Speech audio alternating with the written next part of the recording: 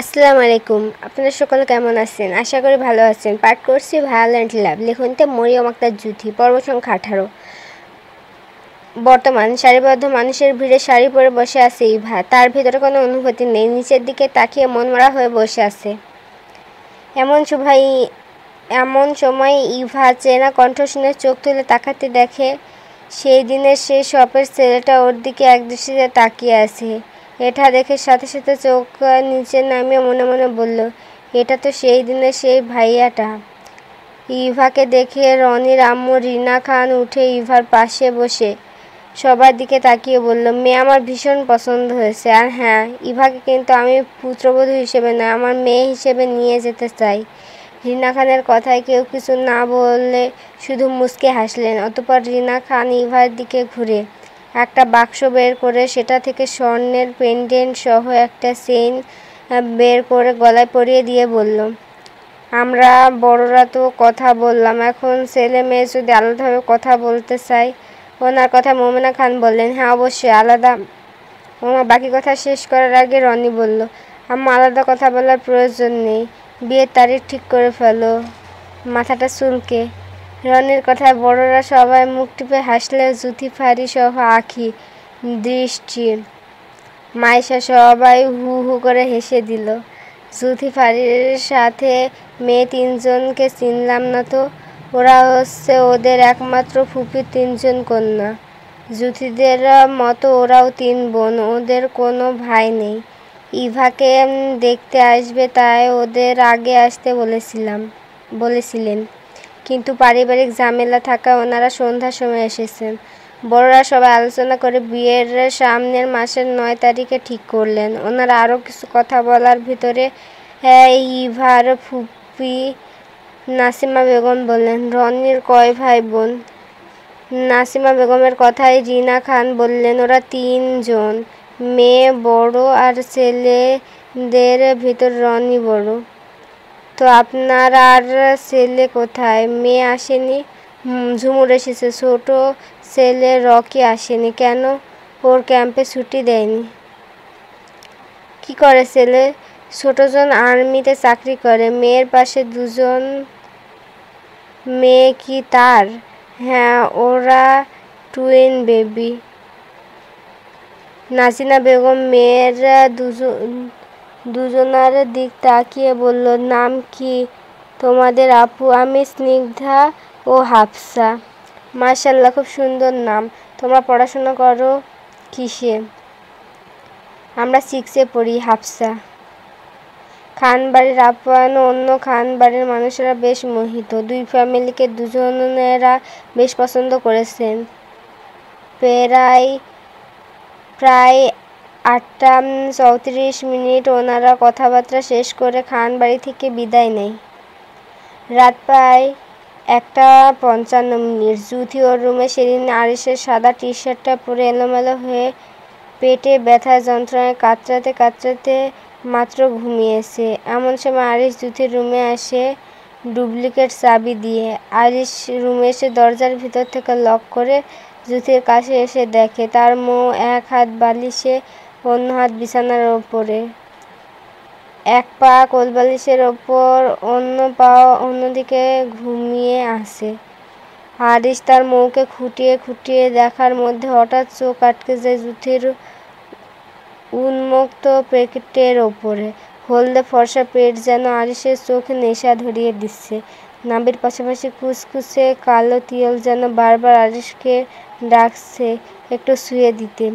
আরিশ বিছানার পাশে বসে জুথির নাভির পাশে তিলটার উপর হাত রেখে আস্তে আস্তে মুট করে ধরতে জুথি শব্দ করে এপাশ থেকে ওপাশে ফিরতে নিলে বাধা পড়ে আরিশের পেট ধরে রাখার কারণে। আস্তে আস্তে পেটের চাপ তীব্র মনে হতে জুথি পিটপিট চোখ খুলে তাকায়। আরিশ মুট করে রাখা হাতের ওপর ডান হাত রেখে সামনে তাকাতে দেখে আরিশ কেমন যেন ওর দিকে তাকিয়ে আছে। আরিশকে দেখে জুথি হুট করে উঠতে নিলে আরিশ জুথির হাত দুটো এক হাত দিয়ে বিছানায় চেপে ধরে। জুথির টি-শার্টের ভেতর থেকে মাথাটা ঢুকিয়ে গলার কাছে থেকে মুখটা বের করে জুথির মুখের ওপর রেখে বলল, পরীক্ষা থাকার কারণে এতদিন অনেক দূরে থেকেছি, নিজেকে কন্ট্রোল করেছি, এখন তো একটু আদর করতেই পারি, তাই না? শ্রুতি আরিশের এমন কাজে চোখ দুটো বন্ধ করে নেয়, ঘন ঘন বারবার নিঃশ্বাস নিতে থাকে। আরিশ দ্যুতির চোখ বন্ধ ও ঠোঁট দুটো কাঁপতে দেখে বলল, তোর শরীর এত নরম তুলতুলে কেন? আপনি এটা কি করছেন? প্লিজ বের হন। ভিতরে সব কি বালছাল করছিস? ঠিক মতো ফিলিংসটাও নিতে পারছি না।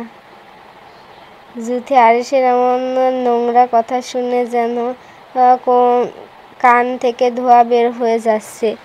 একে তো গেঞ্জির ভেতরে দুজন, তার উপর আমার নির্লজ্জ মার্কার কথা। যুথির চোখ দুটো খিচে বন্ধ করে রেখেছে।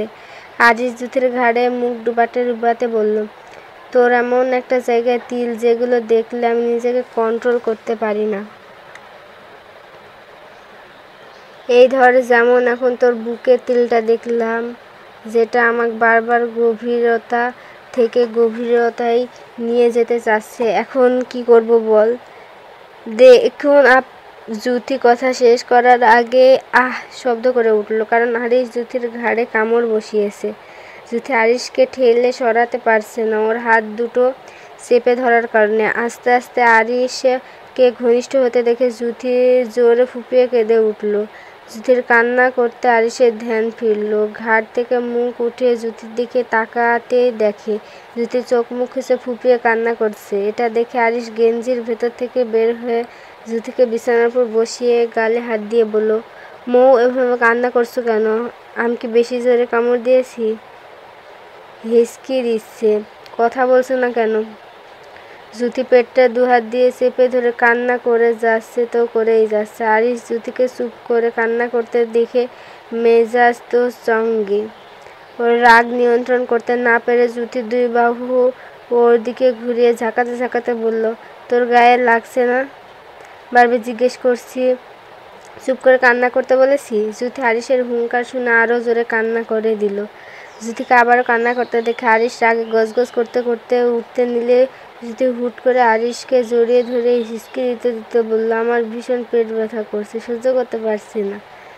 আরিশ পেট ব্যথা করছে শুনে ভুকুসকে কিছু বলতে নেবে তখন ওর আজকের তারিখটার কথা মনে ওঠে। অতঃপর নিজের মাথায় নিজে চাপড় মেরে বলল, মনে বলছে কেমন মানুষ আমি যে একটা ডেট মনে রাখতে পারি না।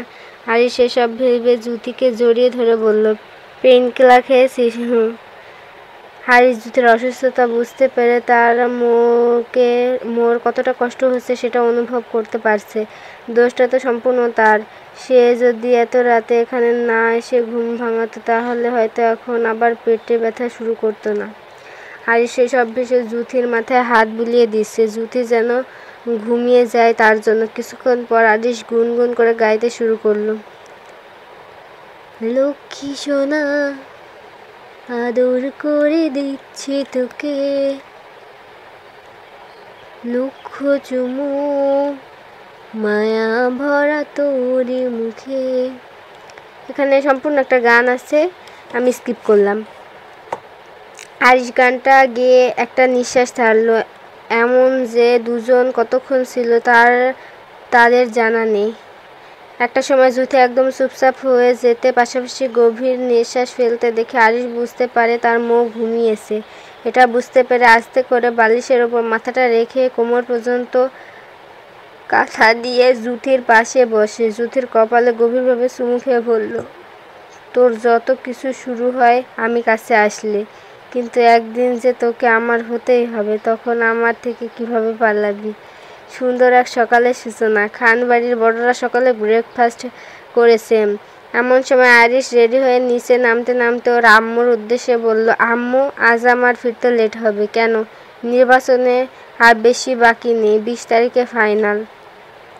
সেটা নিয়ে এখন একটু ব্যস্ত আছি। খাবার তো খেয়ে যা, সময় হবে না, বাইরে খেয়ে নেবো বলে আরিশ দরজা পর্যন্ত যেতে ওর কানে আসে রাদীপের বলা কিছু কথা। যুথি, তোমার তো পরীক্ষা শেষ, ইভারও বিয়ে ঠিক হয়ে গেল, তাই ভাবছে অফিস থেকে ছুটি নিয়ে কোথাও ট্যুরে গেলে কেমন হয়? ভাই, ট্যুরে সাজেক গেলে ভালো হয়। ফারি, ওদের কথায় জুথি কিছু বলবে তার আগে আরিশ টেবিলের কাছে এসে চেয়ার টেনে বসতে বসতে বলল, তোরা দুনিয়ার যেথায় যাবি যা, কিন্তু আমার মুখ আমি ব্যতীত কারোর সাথে কোথাও ঘুরতে যাবে না। That's a clear. তোর কথা শুনতে হবে আমাদের। আরিশ রাদীপের কথায় পাত্তা না দিয়ে বলল, আম্মু খেতে দাও। সানজিদা খান খাবার বেড়ে আরিশকে দিতে আরিশ কেবল খাবারের প্লেট হাতে রাখতে যাচ্ছিল, তখন জুথি রাদীপকে বলল, ওনার কথা শুনতে হবে নাকি? রাদীপ ভাই, আমি তোমাদের সাথে ঘুরতে যাব, ব্যাস। জুথির এটুকু কথায় পরিস্থিতি গরম করার জন্য যথেষ্ট ছিল। আরিশ খাবারের প্লেটটা মেঝেতে ধাক্কা মেরে ফেলে দিয়ে জুথির দিকে তেড়ে যেতে যেতে বলল, বান্দির বাচ্চা, আমার কথা গায়ে লাগে না? ধন্যবাদ সকলকে। ভুল ত্রুটি ক্ষমা দৃষ্টিতে দেখবেন, ভালো লাগলে পাশে থাকবেন। ধন্যবাদ।